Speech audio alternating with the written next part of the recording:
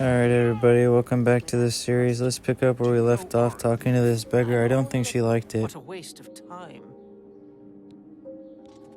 So I had leveled up and decided I was gonna head into an inn, and when I did, it turns out that everyone was freaking out over the senile old man that passed away. It turns out that he might have been someone pretty important.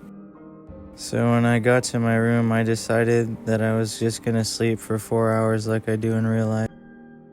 When I was picking my attributes, I decided agility and speed because they sounded useful, and then personality because I need that. Good evening. Heading outside, I immediately ran into a group of time travelers and wasn't sure how to handle the situation. Then when morning finally came, I decided to go check out a few of the stores, and I ended up at some kind of weird thrift shop with a bunch of crappy merchandise. It turns out that the owner is part of the Society of Merchants or something, and she doesn't like this guy because he's a better salesman than her. So naturally, we decide to go visit the man, and I immediately accuse him of stealing all of his merchandise, and he isn't happy about it. I decide to follow him and see where he goes, and then I end up doing an absolutely terrible job of hiding while he reveals his deep dark secret to the weird ugly blonde man in the leather jacket.